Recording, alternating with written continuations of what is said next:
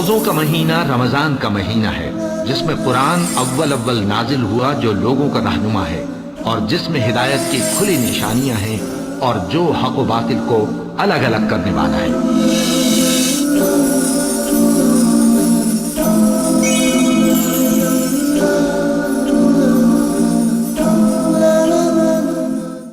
الحمدللہ کفا وسلام علی عبادہ الذین اصطفیٰ، اما بعد۔ محترم ناظرین، پروگرام فضائل رمضان کی اس نشست میں آپ حضرات کا استقبال ہے۔ السلام علیکم ورحمۃ اللہ وبرکاتہ۔ آج کی نشست کا موضوع ہے روزے میں مباح چیزیں۔ اعوذ باللہ من الشیطان الرجیم، بسم اللہ الرحمن الرحیم۔ یرید اللہ بکم اليسر ولا یرید بکم العسر، رب اشرح لی صدری ویسر لی امری واحلل عقدۃ من لسانی یفقہوا قولی، رب زدنی علما سبحانک لا علم لنا الا ما علمتنا انک انت العلیم الحکیم۔ تمام قسم کی تعریفات اللہ وحدہ لا شریک، خالق کائنات، مالک ارض و سماء اور مدبر انس و جاں کے لیے ہیں۔ اس کے بعد بے شمار درود و سلام نازل ہو جناب محمد الرسول اللہ صلی اللہ علیہ وسلم پر کہ اللہ رب العالمین نے انہیں رحمت للعالمین بنا کر بھیجا۔ اللہم صلی علی محمد وعلی آل محمد کما صلیت علی ابراہیم وعلی آل ابراہیم انک حمید مجید۔ اللہم بارک علی محمد وعلی آل محمد کما بارکت علی ابراہیم وعلی آل ابراہیم انک حمید مجید۔ ناظرین کرام، آج کی اس نشست میں روزے میں جو مباح چیزیں ہیں اس کا میں تذکرہ کرنے جا رہا ہوں۔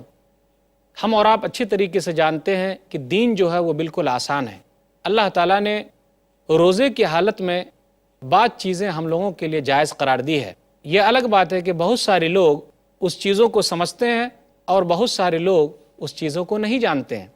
اس لیے اگر روزے کی حالت میں ہم سے وہ چیزیں ہو گئی تو انشاءاللہ کوئی حرج کی بات نہیں ہے، کیونکہ اللہ تعالیٰ کہتا ہے سورہ بقرہ سورہ نمبر 2 آیت نمبر 185، یرید اللہ بکم اليسر ولا یرید بکم العسر، کہ اللہ تعالیٰ تم لوگوں کے ساتھ آسانی چاہتا ہے، اللہ تعالیٰ تم لوگوں کے ساتھ سختی نہیں چاہتا۔ اس لیے اللہ تعالیٰ نے کہا فاتقوا اللہ ما استطعتم، سورہ تغابن سورہ نمبر 64 آیت نمبر 16، جتنی طاقت ہے طاقت بھر اللہ سے ڈرتے رہو۔ اللہ نے کہا سورہ بقرہ سورہ نمبر 2 آیت نمبر 286، لا یکلف اللہ نفسا الا وسعها، کہ اللہ تعالیٰ کسی نفس کو اس کی طاقت سے زیادہ بوجھ نہیں دیتا۔ نبی صلی اللہ علیہ وسلم نے ارشاد فرمایا، سنن الترمذی کتاب الطلاق کتاب نمبر 10 حدیث نمبر 2043، ان اللہ تجاوز لامتی الخطأ والنسیان وما استکرہوا علیہ، کہ اللہ تعالیٰ نے میری امت سے غلطی کو، بھول چوک کو اور اس کام کو جس کو زبردستی کرایا جائے اللہ نے معاف کر دیا ہے۔ تو اب آئیے چند چیزیں ہم اور آپ غور کریں، دیکھیں کہ اللہ تعالیٰ نے ہم لوگوں کے لیے آسانی رکھی ہے وہ کیا ہے۔ روزہ رکھتے ہوئے روزے کی حالت میں مسواک کرنے سے روزے کے اوپر کوئی اثر نہیں پڑے گا یا روزہ مکروہ نہیں ہوگا۔ بہت سارے لوگ کیا سمجھتے ہیں کہ جی روزے کی حالت میں اگر ہم مسواک کریں گے تو ہمارا روزہ مکروہ ہو جائے گا۔ وہ یہ سمجھتے ہیں کہ اللہ تعالیٰ نے جو کہا کہ روزہ دار کے منہ کی بدبو مشک خوشبو سے زیادہ اہم ہے، تو مسواک کر لینے سے وہ بدبو تو ختم ہو جائے گی، تو ایسی کوئی بات نہیں ہے۔ روزے کی حالت میں ہم مسواک کر سکتے ہیں۔ حدیث ہے صحیح بخاری کتاب الصوم کتاب نمبر 30 باب نمبر 27، عامر بن ربیعہ رضی اللہ تعالیٰ عنہ کہتے ہیں رأیت النبی صلی اللہ علیہ وسلم یستاق وهو صائم ما لا احصی او اعود، باب سواک الرطب والیابس للصائم، کہ میں نے نبی صلی اللہ علیہ وسلم کو روزے کی حالت میں مسواک کرتے ہوئے دیکھا، اتنی مرتبہ دیکھا کہ میں گن بھی نہیں سکتا۔ اب یہاں سوال یہ پیدا ہوتا ہے کہ اگر روزہ دار اپنے مسواک کر لیتا ہے تو اس کی منہ کی بدبو جو ہے ختم ہو جاتی ہے، تو اللہ تعالیٰ کو کون سی بدبو زیادہ پسند ہے؟ اس حدیث کا مطلب کیا جس حدیث کے اندر یہ آیا ہے؟ وہ حدیث ہے صحیح بخاری کتاب الصوم کتاب نمبر 30 حدیث نمبر 1894، والذی نفسی بیدہ، قسم ہے اس ذات کی جس کے ہاتھ میں میری جان ہے، لخلوف فم الصائم اطیب عند اللہ من ریح المسک، کہ روزہ دار کے منہ کی بدبو اللہ کے نزدیک مشک خوشبو سے بھی زیادہ اہم ہے۔ تو مسواک کر لینے سے وہ بدبو ختم ہو جاتی ہے، ایسی بات نہیں ہے۔ یاد رکھیے خلوف کا معنی ہے کہ جب ہم اور آپ دن میں بھوکے رہتے ہیں تو معدے کے اندر کوئی چیز نہیں ہوتی، تو بھوکے رہنے کی وجہ سے معدے سے جو بدبو نکلتی ہے اس کو خلوف کہا جاتا ہے۔ اللہ کو وہ بدبو پسند ہے، تو مسواک کر لینے سے منہ کی ظاہری بدبو ختم تو ہو سکتی ہے، لیکن مسواک کر لینے سے معدے والی جو بدبو ہے وہ ختم نہیں ہو سکتی۔ تو اللہ تعالیٰ کو خالی معدے سے نکلی ہوئی جو بدبو ہے وہ بدبو بہت پسند ہے، اس لیے گھبرانے کی کوئی بات نہیں ہے۔ ہم اور آپ مسواک کر سکتے ہیں، جتنی مرتبہ چاہے کر سکتے ہیں، یہ ہمیں چھوٹ ملی ہوئی ہے، یہ چیز ہمارے لیے جائز ہے۔ اسی طرح اگر ہم نے بھول چک سے کھا پی لیا تو ہمارا روزہ نہیں ٹوٹے گا۔ شروع میں ایسا ہوتا ہے کیونکہ کھانے پینے کی جو عادت لگی رہتی ہے، تو رمضان کے بھی شروع کے دنوں میں آدمی بھول چک سے کھا پی لیتا ہے۔ اگر واقعی اس نے بھول چک سے کھا پی لیا ہے کوئی حرج کی بات نہیں ہے، لیکن ایسا نہیں کہ آدمی پیٹ بھر کے کھا لے پھر اس کے بعد کہے کہ میں بھول گیا تھا۔ جھوٹ بولتا ہے تو وہ صحیح نہیں ہے، اس کا روزہ ٹوٹ جائے گا، اس کے بدلے اسے ایک دن کا روزہ رکھنا ہوگا۔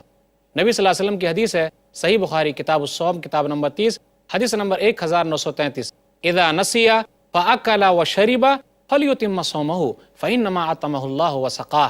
اگر کوئی آدمی بھول جائے اور بھول چک کر اس نے کھا پی لیا تو وہ اپنا روزہ پورا کرے، کیونکہ اللہ تعالیٰ نے اسے کھلایا اور پلایا ہے۔ اسی طرح اگر کسی آدمی کو دن میں احتلام ہو جائے تو اس کا روزہ نہیں ٹوٹے گا۔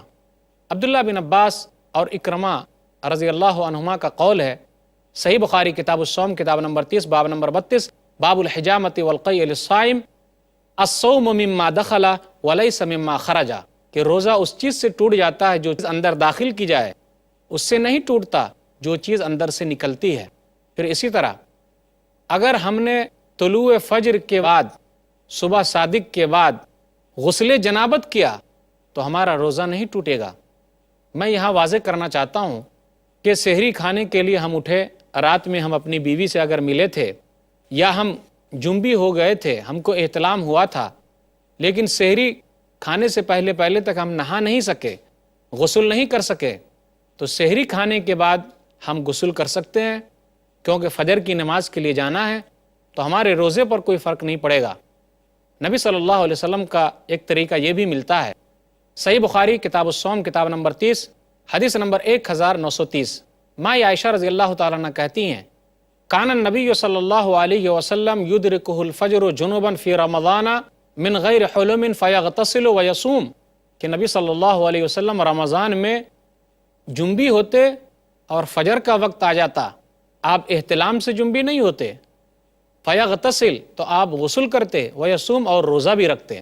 اس آدمی کے لیے رخصت ہے جس کو اپنے نفس کے اوپر کنٹرول ہے کہ وہ جمع نہیں کر سکتا، تو اس کے لیے رخصت ہے کہ وہ اپنی بیوی سے بوس و کنار کر سکتا ہے۔ لیکن اگر اسے ڈر ہے کہ اس نے اگر بوس و کنار کیا تو وہ جمع کر سکتا ہے دن میں، تو ایسے آدمی کے لیے ضروری ہے کہ وہ اپنی بیوی سے دور رہے، اور اس کی بیوی کے لیے ضروری ہے کہ وہ دن میں بناؤ سنگار نہ کرے۔ نبی صلی اللہ علیہ وسلم کی ایک حدیث ہے، ماں عائشہ رضی اللہ تعالیٰ عنہ کہتی ہیں، کان النبی صلی اللہ علیہ وسلم یقبل ویباشر وهو صائم وکان املککم لعربہ، صحیح بخاری کتاب الصوم کتاب نمبر 30 حدیث نمبر 1927، کہ نبی صلی اللہ علیہ وسلم بوسہ لیتے، مباشرت کرتے، اس حالت میں کہ آپ روزہ رکھتے۔ بھلا یہ بتاؤ نبی صلی اللہ علیہ وسلم سے زیادہ اپنے نفس پر کس کو کنٹرول ہوگا؟ یعنی نبی صلی اللہ علیہ وسلم سے زیادہ کسی کو بھی اپنے نفس پر کنٹرول نہیں ہے۔ نبی صلی اللہ علیہ وسلم کے پاس ایک آدمی آئے، انہوں نے رخصت مانگی، اجازت مانگی، تو آپ صلی اللہ علیہ وسلم نے اس کو اجازت دے دی۔ پھر ایک آدمی اور آیا، اس نے بھی اجازت چاہی، لیکن آپ صلی اللہ علیہ وسلم نے اس آدمی کو اپنی بیوی سے بوس و کنار کرنے کی اجازت نہیں دی۔ سنن نبی داؤد کتاب الصیام کتاب نمبر 14 حدیث نمبر 2387، جس کو نبی صلی اللہ علیہ وسلم نے رخصت دی تھی تو وہ آدمی شیخن بوڑھا آدمی تھا، اور جس کو نبی صلی اللہ علیہ وسلم نے رخصت نہیں دی شابن، وہ آدمی نوجوان تھا۔ لیکن اس کا مطلب یہ بھی نہیں ہے کہ بوڑھے آدمی سے غلطی نہیں ہو سکتی ہے تو نبی صلی اللہ علیہ وسلم نے اجازت دے دی ہے، اور جوان آدمی ہی سے غلطی ہوتی ہے اس لیے آپ نے اجازت نہیں دی ہے۔ زیادہ احتمال ہے کہ جوان آدمی غلطی جلدی کر سکتا ہے، اسی طرح اگر بوڑھا آدمی بھی غلطی کر سکتا ہے تو اس کے لیے بھی اجازت نہیں ہے۔ اللہ تعالیٰ نے ہم لوگوں کو یہ بھی رخصت دی ہے اور روزہ داروں کے لیے یہ بھی آسانی کی ہے کہ روزے کی حالت میں آدمی نہا بھی سکتا ہے، اپنے سر کے اوپر پانی ڈال بھی سکتا ہے، اس کا روزہ مکروہ نہیں ہوگا، نہ روزہ ٹوٹے گا۔ اسی طرح روزے کی حالت میں ہم غسل بھی کر سکتے ہیں، اپنے سر پر پانی بھی ڈال سکتے ہیں، یہ ہمیں رخصت ملی ہوئی ہے، اس سے روزہ نہیں ٹوٹے گا یا روزہ مکروہ نہیں ہوگا۔ نبی صلی اللہ علیہ وسلم کا واقعہ ہے، سنن ابی داؤد کتاب الصیام کتاب نمبر 14 حدیث نمبر 2365۔ ابو بکر بن عبد الرحمن کسی صحابی کے حوالے سے بیان کرتے ہیں کہ انہوں نے دیکھا، لقد رأیت رسول اللہ صلی اللہ علیہ وسلم بالارج یصب علی رأسہ الماء وهو صائم من العطش او من الحر، کہ میں نے رسول اللہ صلی اللہ علیہ وسلم کو دیکھا کہ آپ ارج مقام پر اپنے سر پر پانی ڈال رہے تھے، اس حالت میں کہ آپ روزے سے تھے، یہ اس وجہ سے کہ آپ کو کہیں پیاس لگی تھی یا گرمی بہت زیادہ تھی۔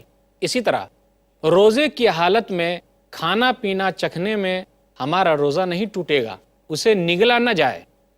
خاص طور پر ان عورتوں کے لیے تو کافی پریشانی ہوتی ہے کہ اگر اس طرح کی اجازت نہ ہو تو کہیں اس کا شوہر زیادہ سخت ہے کہ نمک زیادہ ہو گیا یا کھانے میں نمک کم ہو گیا تو اسے پریشان کر سکتا ہے، اسے مار سکتا ہے۔ تو اللہ تعالیٰ نے ہم لوگوں کو ایسی اجازت دی ہے کہ کھانا پینا اگر چکھنا ہو تو روزے کی حالت میں آدمی چکھ سکتا ہے، اس کا روزہ نہیں ٹوٹے گا۔ صحیح بخاری کتاب الصوم کتاب نمبر 30 باب نمبر 25 باب اغتسال الصائم۔ عبداللہ بن عباس رضی اللہ تعالیٰ عنہ کا قول ہے، لا باس ان یتطعم القدر او الشیء، کوئی حرج کی بات نہیں ہے کہ آدمی ہانڈی کو یا کوئی اور چیز کو چکھے، لیکن چکھنے کے بعد فوراً اگل دے، پھینک دے۔ اسی طریقے سے روزے کی حالت میں ہمارے لیے یہ بھی جائز ہے کہ ہم بار بار کلی کر سکتے ہیں، اس میں حرج کی بات نہیں ہے۔ حسن نے کہا، صحیح بخاری کتاب الصوم کتاب نمبر 30 باب نمبر 25 باب اغتسال الصائم، لا باس بالمضمضۃ والتبرد للصائم، کلی کرنے میں اور سر میں ٹھنڈک پہنچانے میں روزہ دار کے لیے کوئی حرج کی بات نہیں ہے۔ اسی طرح روزے کی حالت میں ہم سر میں تیل بھی لگا سکتے ہیں، روزے کی حالت میں ہم کنگھی بھی کر سکتے ہیں، ہمارا روزہ نہ مکروہ ہوگا نہ روزہ ٹوٹے گا۔ عبداللہ بن مسعود رضی اللہ تعالیٰ عنہ کا قول ہے، صحیح بخاری کتاب الصوم کتاب نمبر 30 باب نمبر 25 باب اغتسال الصائم، اذا کان صوم احدکم فلیصبح دہینا مترجلا، جب کوئی آدمی روزے سے رہے تو اسے چاہیے کہ وہ اپنے سر میں تیل رکھے اور کنگھی کرے، روزہ نہیں ٹوٹے گا۔ پھر اسی طرح روزے کی حالت میں اگر ہم نے تھوک کو نگل لیا تو ہمارا روزہ نہیں ٹوٹے گا اور نہ روزہ مکروہ ہوگا۔ صحیح بخاری کتاب الصوم کتاب نمبر 30 باب نمبر 25 باب اغتسال الصائم۔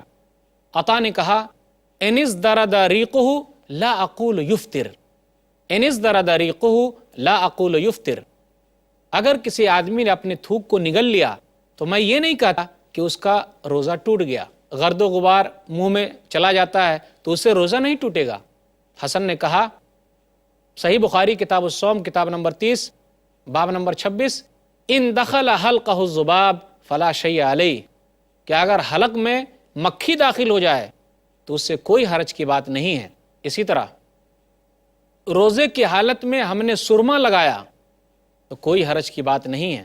روزے کی حالت میں اگر ہم نے ناک میں دوا ڈالا جو حلق کے نیچے تک نہ جائے تو کوئی حرج کی بات نہیں ہے، اور اگر حلق کے نیچے تک چلی گئی تو یہ مکروہ کی چیز ہے۔